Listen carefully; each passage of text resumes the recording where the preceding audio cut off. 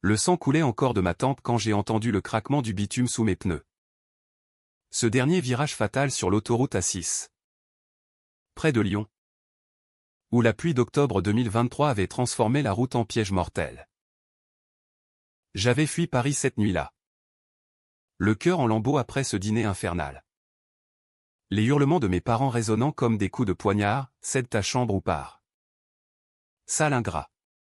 Et maintenant. Dans l'obscurité absolue de la mort. Une voix intérieure non. Ma voix hurlait, ce n'est pas fini. Reviens. Venge-toi. Soudain. Un flash blanc. Et je me retrouvais assis à cette même table de chêne massif dans notre appartement haussmannien du 16e arrondissement. L'odeur du bœuf bourguignon flottant encore dans l'air. Ma fourchette suspendue à mi-chemin de ma bouche aux 3 ans plus tôt. Au jour près. Mon cœur s'emballa comme un moteur diesel mal embrayé. Était-ce un rêve?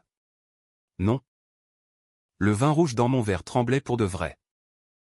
Et maman, cette vipère aux lèvres pincées, au fixé papa avec ce regard complice que je connaissais trop bien maintenant. J'avais 28 ans à ce moment-là. Fraîchement diplômé de Sciences Po en relations internationales. Mais pour eux, j'étais juste l'ombre encombrante d'un fils qui n'avait pas su faire sa place. La chambre en question. Celle que j'occupais depuis l'enfance. Avec vue sur la tour Eiffel les soirs de fête nationale. Mais ce soir-là, il l'avait promis à mon petit frère, un secret qu'il me cracherait plus tard, un bâtard que papa avait eu avec sa secrétaire il y a 10 ans. Un gamin de 18 ans qu'il couvait comme un trésor volé. Je lâchai la fourchette. Feignant un malaise pour masquer mon choc. Qu'est-ce qui t'arrive? Julien, demanda maman d'une voix mielleuse. Mais ses yeux trahissaient l'impatience. Papa. Ce banquier aux tempes grisonnantes et au costume sur mesure. Renchéri, si tu n'es pas capable de subvenir à tes besoins. Trouve-toi un appartement. On n'est pas un hôtel. Les mots me transpercèrent. Mais cette fois, je les laissai glisser comme de l'eau sur une pierre chauffée. Dans ma vie précédente, j'avais claqué la porte. Erré dans les rues pluvieuses de Paris. Enchaîner les petits jobs précaires jusqu'à ce crash en rentrant d'un énième entretien raté. Mort à 31 ans. Anonyme. Enterré dans une fosse commune de banlieue lyonnaise. Mais maintenant, j'étais de retour. Et je savais tout, leurs mensonges. Leurs dettes cachées. Le testament falsifié qui m'aurait déshérité pour ce fils prodigue. La vengeance n'était plus un fantasme, c'était un plan gravé dans mon sang. Je me levai lentement. Les jambes flageolantes n'ont pas de peur. Mais d'une excitation fiévreuse. D'accord, murmurai-je. La voix rauque. Je pars. Mais pas ce soir. Ils échangèrent un regard triomphant. Ignorant que j'avais déjà scanné leurs faiblesses, papa gérait mal les comptes offshore de sa banque. Maman collectionnait des bijoux volés à des veuves fortunées lors de tes mondains. J'avais 3 ans pour les ruiner. Les humilier et transformer leur empire familial en ruine fumante. Paris. Cette ville de lumière cruelle serait mon terrain de jeu. Et eux? Mes proies. Le lendemain matin, je quittai l'appartement sans un regard en arrière. Un sac à dos rempli de fringues et de rêves noircis. Mais au lieu de sombrer dans la misère comme avant, je me dirigeai droit vers le Marais. Où un vieil ami de fac, Antoine, tenait un café branché près de la place des Vosges. Antoine. Ce rouquin espiègle avec un accent provençal qui faisait fondre les touristes. M'avait toujours vu comme un frère. Julien. T'as une tête de zombie. Mec. Café? Je lui racontai une version édulcorée, un clash familial. Besoin de repartir à zéro. Il rit. Me tapa l'épaule. Viens bosser ici le temps de te retourner. Et ce soir? On va à une after-party chez un investisseur tech. T'es en relations internationales? Non. Réseaute? Bordel. Ce fut le premier pivot. Dans ma vie antérieure, j'aurais décliné. Trop fier pour mendier des contacts. Mais cette fois, je m'y jetai comme un loup affamé. La partie se tenait dans un loft du 3e arrondissement. Avec vue sur les toits de zinc et une playlist électro qui pulsait comme un cœur enragé. Là, je croisai Émilie. Une venture capitaliste aux cheveux recoupés courts et au tailleur pantalon qui hurlait au power. Elle sirotait un cocktail au gin. Discutant blockchain avec un nerd barbu. Vous êtes, demanda-t-elle. Ses yeux verts me jaugeant comme un brevet à breveter. Julien Moreau. Fraîchement libre de mes chaînes familiales. Et vous? Vous financez l'avenir ou vous le volez? Elle éclata de rire. Un son franc qui couvrit la musique. Les deux? Chérie. Mais ce soir? Je cherche des idées folles. Raconte-moi la tienne. Je lui parlais d'un projet fictif, une app de géolocalisation pour traquer les mensonges familiaux ironiques. Non. Elle mordit à l'hameçon. Intéressant. Donne-moi ton pitch complet demain. Si c'est du solide. Je t'introduis à mon réseau. Ce fut le début. Émilie devint ma muse. Ma partenaire.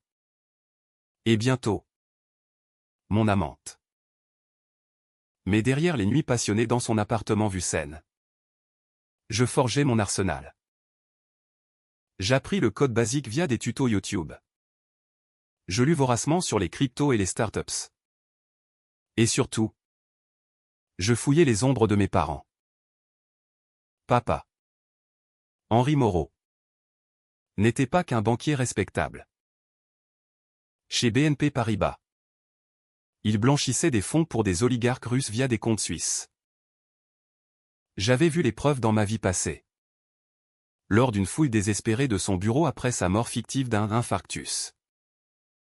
Maman, Claire, n'était pas en reste, sa passion pour les antiquités masquait un réseau de recel. Avec des contacts au marché noir de Saint-Ouen. Et le petit frère. Lucas?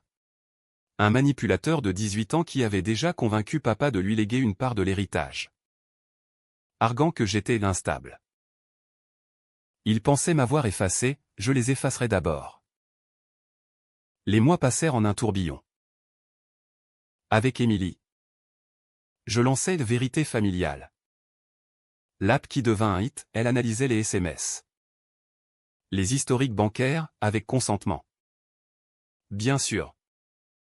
Et flaguait les trahisons potentielles. Les médias s'emparèrent du buzz l'app qui sauve les familles ou les détruit. Et les investisseurs affluèrent. À 29 ans. J'avais mon premier million en poche. Gagné sur une levée de fonds à Station F. Mais je n'oubliais pas. Chaque chèque signé était un clou dans leur cercueil social. Je louais un studio modeste à Montmartre. Feignant la précarité lors de nos rares appels. Ça va. Fiston, demandait papa d'une voix faussement inquiète. Merveilleusement, répondais-je. Imaginant son visage quand il verrait ma revanche.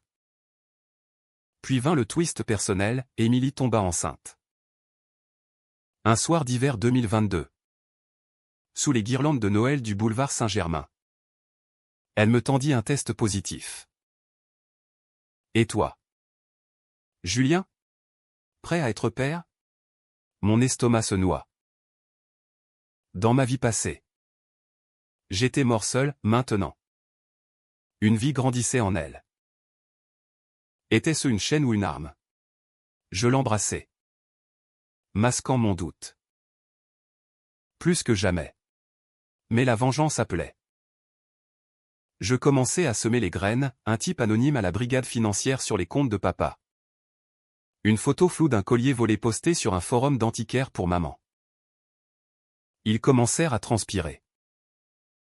Un appel paniqué, Julien. Tu sais quelque chose sur des enquêtes? Je feignis l'innocence. Pourquoi? Des problèmes? À 30 ans.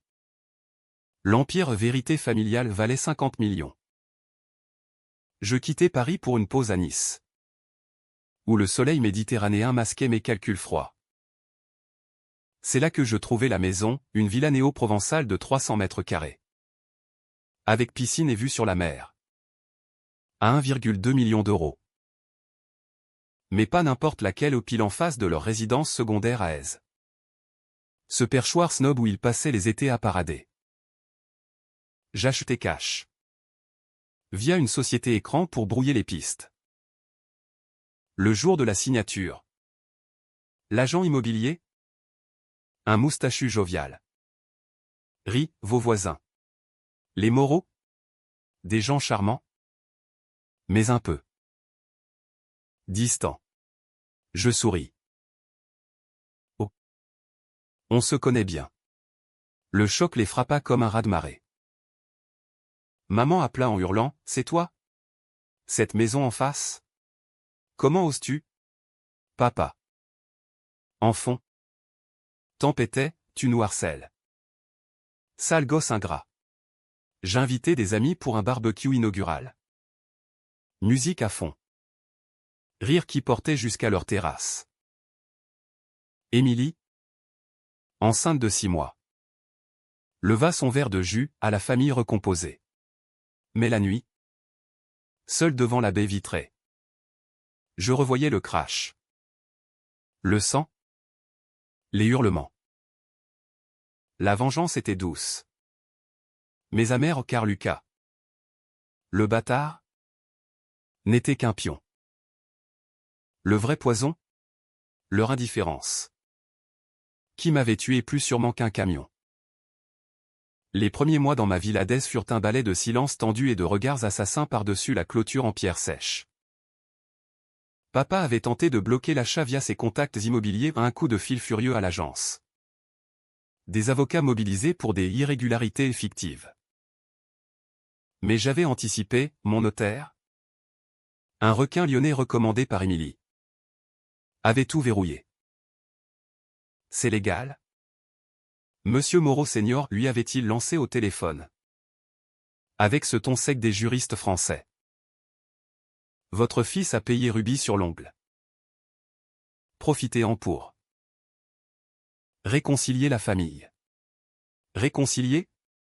Le mot me fit vomir. Chaque matin, je sirotais mon café sur la terrasse. Observant leur routine, maman arrosant ses rosiers avec des gestes saccadés.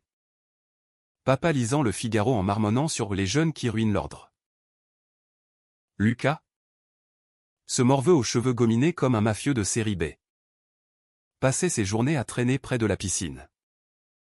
Jetant des regards haineux vers ma propriété. Il avait 21 ans maintenant.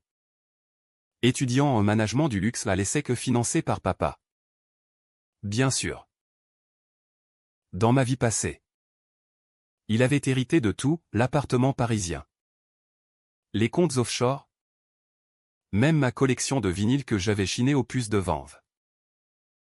Ton frère mérite mieux, m'avait dit maman lors de ma dernière visite post-mortem fictive. Mais je n'étais plus ce Julien brisé. Avec Émilie.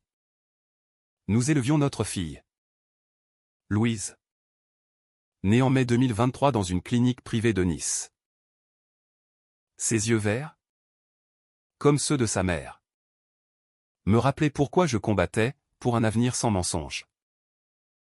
Émilie, cette force de la nature, avait transformé Vérité familiale en un empire, partenariat avec Google pour l'IA éthique.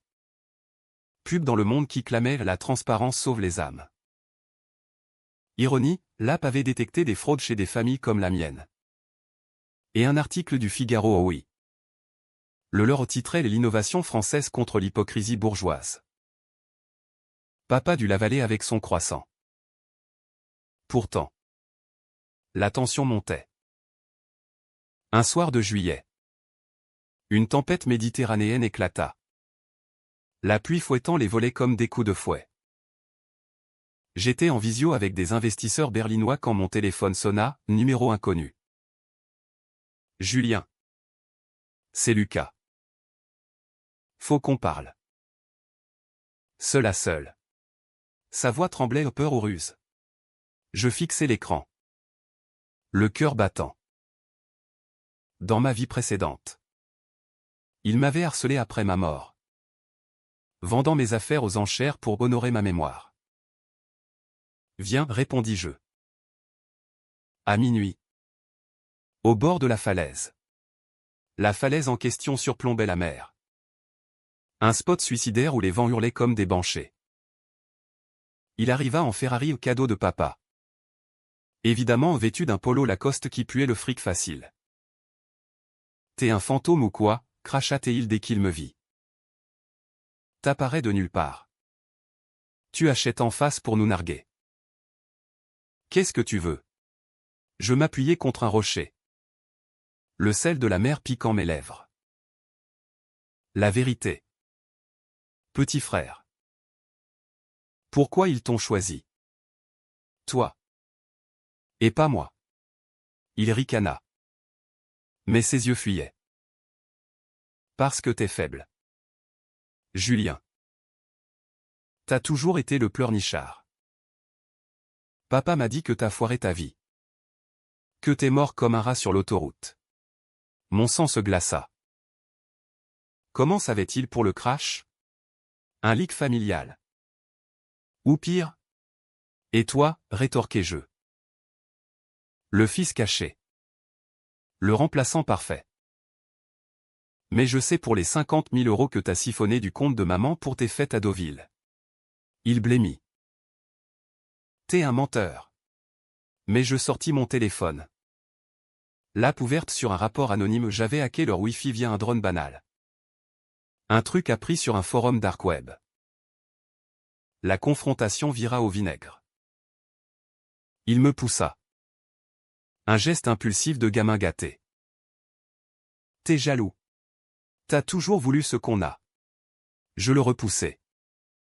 Plus fort. Et il trébucha près du vide. Le vent hurla. La mer rugit en bas. Pendant un instant. Je vis le flash, le pousser. Finir le job. Un accident naturel. Décision controversée. La première d'une série. Mais Louise. Émilie. Je le rattrapai par le col. Pas comme ça. Lucas. Pas encore. Il s'effondra. Pleurant comme un enfant. Ils m'ont forcé. Tu sais. Maman dit que t'es pas vraiment leur fils. Un accident de jeunesse. Un truc. Le coup de poignard. Pas leur fils? Un mensonge de plus. Ou la vérité enterrée? Je rentrai trempé. Émilie m'attendant avec un thé à la bergamote. Tout va bien, murmura-t-elle. Je mentis pour la première fois depuis la Renaissance. Parfait. Mais cette nuit-là. Je fouillai plus profond, un test ADN commandé en secret via un labo discret de Marseille. Résultat, 99,9% de correspondance avec papa. Maman avait menti à Lucas pour le manipuler. La famille n'était qu'un château de cartes. La revanche s'accéléra. Les enquêtes sur papa aboutirent, un raid de la police financière en septembre. Des menottes cliquetant dans leur salon d'aise. Trahi par qui, hurla-t-il au téléphone. Sa voix brisée. Par le destin, répondis-je froidement. Maman? Arrêté pour recel.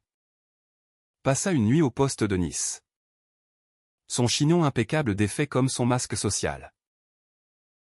Lucas? Paniqué. Tenta de me contacter à nouveau. Mais je bloquai tout. L'app Vérité familiale explosa en popularité grâce au scandale L'outil qui a fait tomber un banquier corrompu, titre à Libération. Ironie suprême, leur visage flouté dans les journaux. Juste en face de ma villa paisible. Mais le coup montait. Émilie remarqua mes insomnies. Mes sautes d'humeur. Cette maison. Julien. C'est plus qu'une vue. C'est une prison pour toi. Elle avait raison. La vengeance me rongeait, transformant l'amour en poison. Un soir, lors d'un dîner sous les étoiles au bœuf bourguignon. Clin d'œil cruel.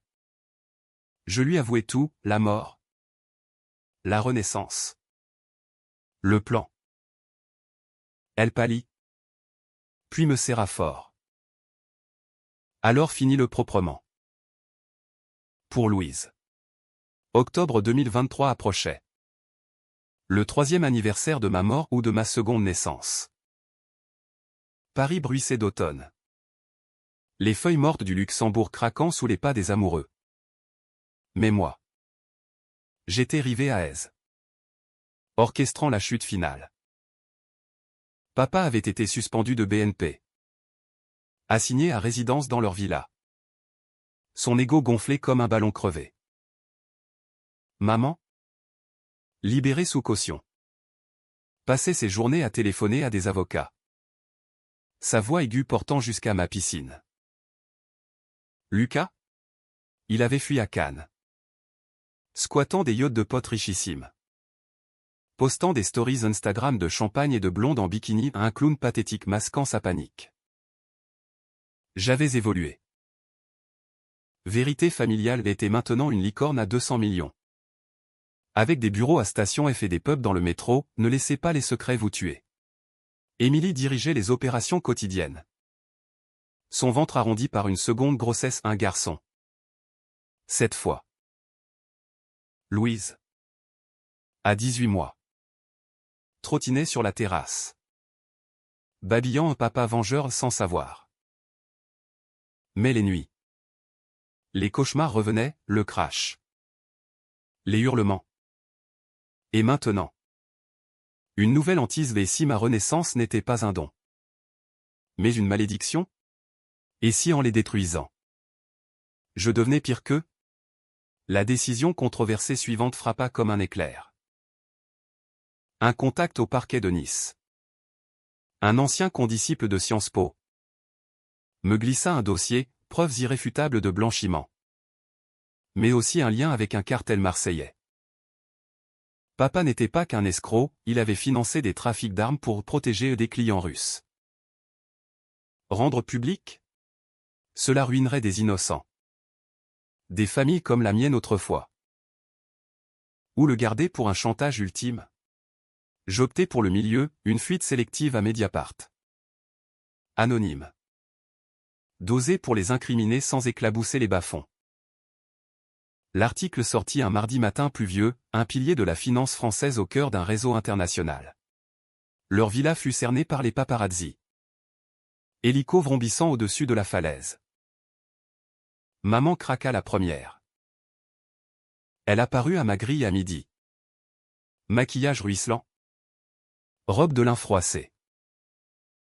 Julien. Mon fils. Laisse-moi entrer. S'il te plaît.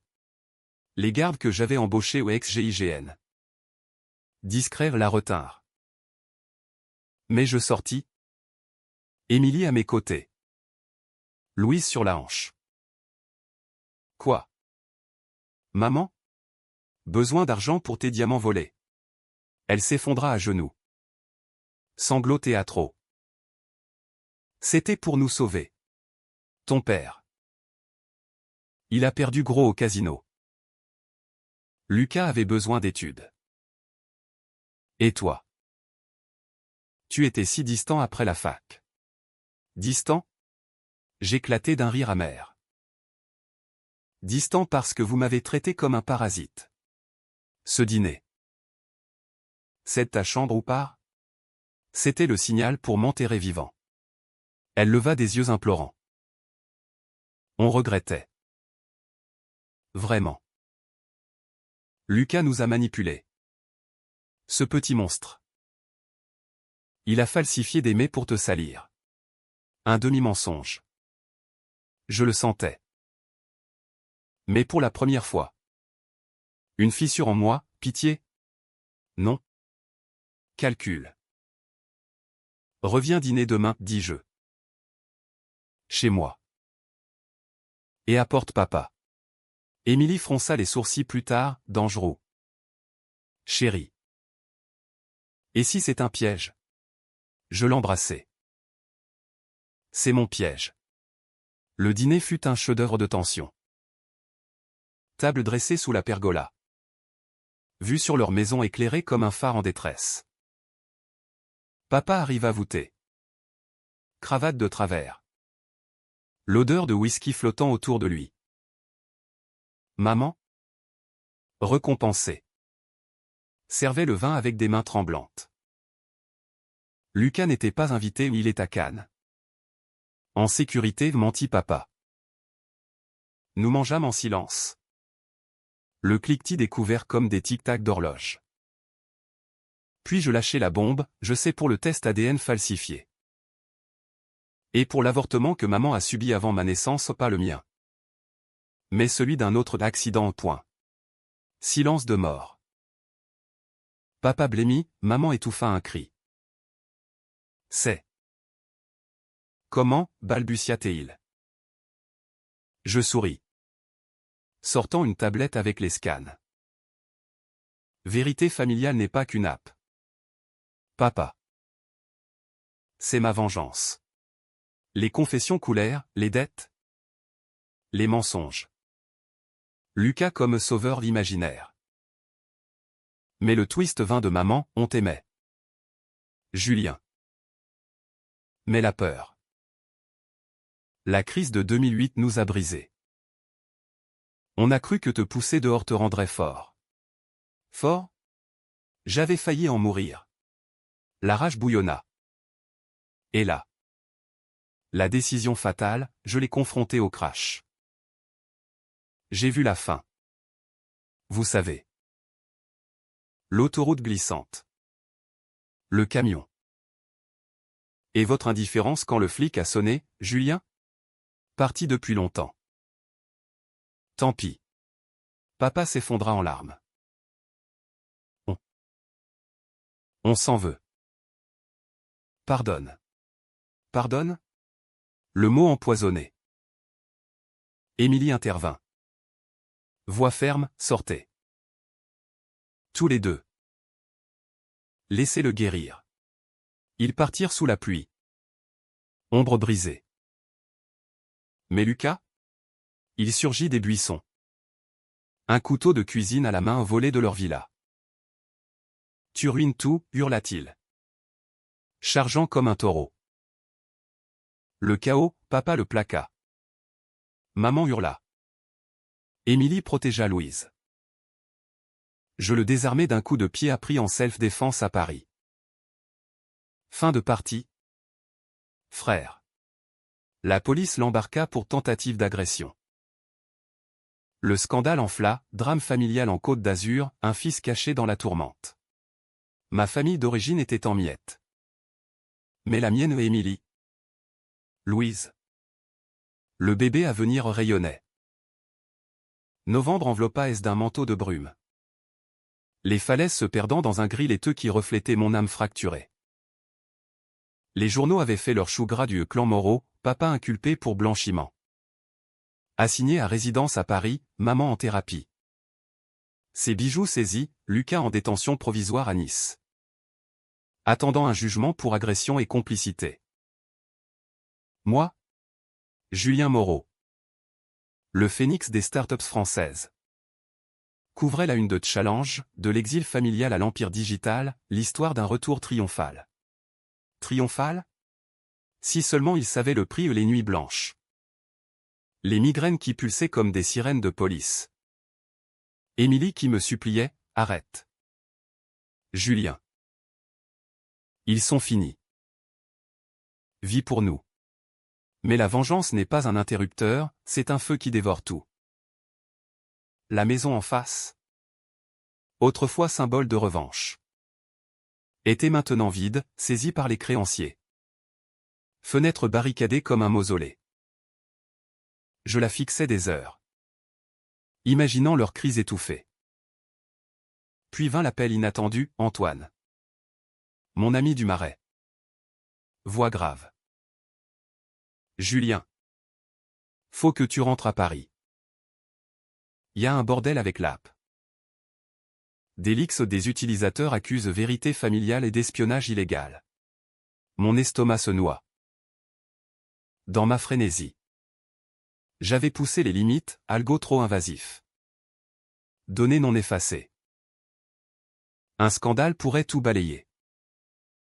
Je volais vers Paris ce soir-là, laissant Émilie et Louise à sous protection. L'avion survolait la Provence. Et pour la première fois, le doute m'assaillit, et si j'étais le vrai monstre? Papa, en prison provisoire à Fresnes, m'avait écrit, tu as gagné. Fils. Mais à quel prix? Reviens-moi entier. Je froissai la lettre. Mais elle brûla comme de l'acide. À Orly, un chauffeur m'attendait au pas le mien. Mais un homme en imperméable. Cigare au bec. Monsieur Moreau? Un message de votre frère. Lucas? Libéré sous caution? La rencontre eut lieu dans un bar miteux de Belleville. Néon clignotant et odeur de pastis rance. Lucas était là. Amaigri. Yeux injectés de sang.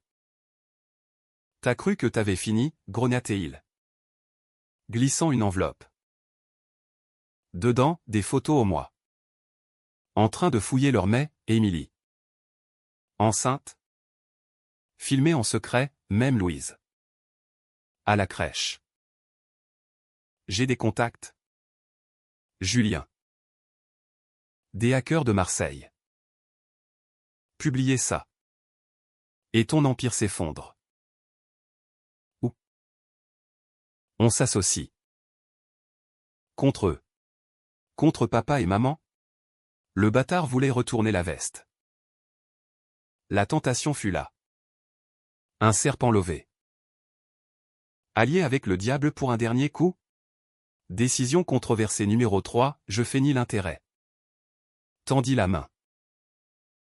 Puis, d'un geste fluide, j'appelai mes propres hackers une équipe freelance de Lisbonne. Loyale depuis le lancement de l'app. Ils tracèrent son IP en secondes, la police débarqua. Menottes au poignet. Trahi encore, murmurai-je alors qu'on l'embarquait. Mais en le voyant partir, un éclat de pitié, il n'était qu'un pion. Forgé par les mêmes mensonges que moi. Le leak de l'app fut contenu, excuse publique. Mise à jour privacy. Une amende de 500 000 € que je payais de ma poche. Les investisseurs restèrent. Émilie me serra fort à l'atterrissage, t'es rentré entier? Presque. Mais le chaos guettait. Noël approchait. Et un juge ordonna une réconciliation familiale ou pour le procès une audience à Nice. Avec confrontation. Papa. En costume froissé, maman. Pâle comme un spectre, Lucas. Menotté à un gardien. Moi. Flanqué d'Émilie et de notre fils nouveau-né. Adrien. Emmailloté comme un trophée d'innocence. La salle d'audience puait le formol et la sueur. Le juge. Une femme aux lunettes sévères. Nous fit asseoir en cercle. Ici. On lave le linge sale. Parlez. Papa brisa le silence, Julien. J'ai tout perdu. Ma carrière. Ma liberté. Mais le pire, c'est toi. Mon fils. Maman renchérit. Larmes aux yeux, on t'a volé ton enfance avec nos secrets. Le bâtard. C'était une erreur pour combler notre vide. Lucas cracha, hypocrite. Vous m'avez utilisé. Le chaos éclata, cri. Accusation. Le gardien intervenant. Puis mon tour. Je me levai. Voix calme comme la mer après la tempête. Vous m'avez tué. Pas avec un couteau. Mais avec votre indifférence. Ce dîner. Ces mots. M'ont poussé à la mort. Silence. Je décrivis le crash. La Renaissance, ils pensèrent à une métaphore. Mais je vis la peur dans leurs yeux. J'ai acheté cette maison pour vous hanter. Et ça a marché. Le juge nota. Impassible. Mais le twist final frappa, un avocat entra. Dossier en main. Nouveau témoignage, Claire Moreau avoue avoir saboté les freins de la voiture de Julien en 2020. Pour l'empêcher de partir après une dispute. Maman? Sabotage? Le monde bascula. Papa hurla, traîtresse. Lucas rit hystériquement. Maman s'effondra, c'était un accident. J'ai juste débranché la batterie. Pour le retenir. Mensonge ou vérité? Le juge ordonna une enquête approfondie. Je sortis. Nauséeux. Émilie me soutenant. C'est fini, murmura-t-elle. Non. C'était pire. Janvier 2024 apporta un froid mordant à la Côte d'Azur. Un hiver qui gela les plaies ouvertes de notre saga familiale. L'enquête sur le sabotage révéla la vérité, pas un meurtre prémédité.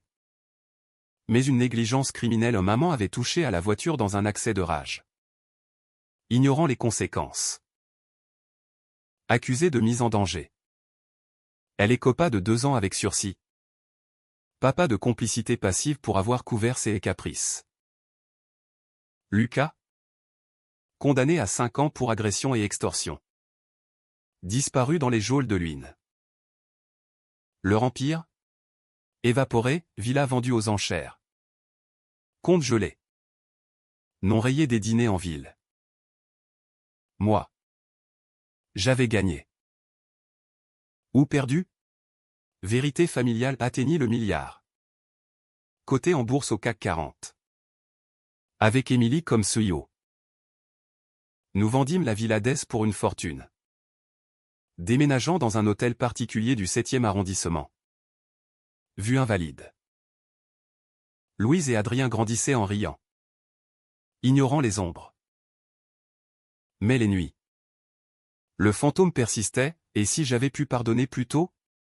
Émilie, sentant mon tourment, organisa une clôture, une visite à la prison de Fresnes. Où papa purgeait sa peine. Il était vieilli. Cheveux blancs. Yeux caves. Julien, murmura-t-il à travers la vitre. Pas de cri. Juste un murmure, j'ai lu ton livre. Livre? J'en avais écrit un. Anonyme au départ, Renaissance en vengeance. Un best-seller qui disséquait notre drame sans nom. C'est beau? Fils. Tragique. Mais beau. Je hochai la tête. Gorge nouée. C'est pour ça que je suis là. Pour dire. Au revoir. Pas pardon. Pas encore. Mais une paix fragile. Maman? En liberté conditionnelle dans un studio HLM de Lyon. M'envoya une lettre, je vends mes bijoux un à un. Pour réparer. Si tu veux. Je ne répondis pas. Mais fis un don anonyme à une asso pour mère célibataire ironie. Pour celle que j'aurais pu être. Lucas? Une carte postale de prison, désolé. Frangin. T'avais raison. Je la brûlais. Le twist final vint d'Émilie. Un soir de printemps sous les cerisiers du Luxembourg. Je suis enceinte encore. Et j'ai hacké l'app pour un scan final sur nous. Résultat, 0 secret. On est clean. Julien. Prêt pour une vraie vie? Je pleurais. Pour la première fois depuis la Renaissance. La vengeance avait été un poison. Mais son antidote était là, famille. Amour. Transparence. Paris s'ouvrait. Lumière dansante. J'avais réécrit mon destin. Non en sang. Mais en lumière. Et si la mort m'avait rendu monstre? La vie m'en avait guéri. Fin? Non. Début.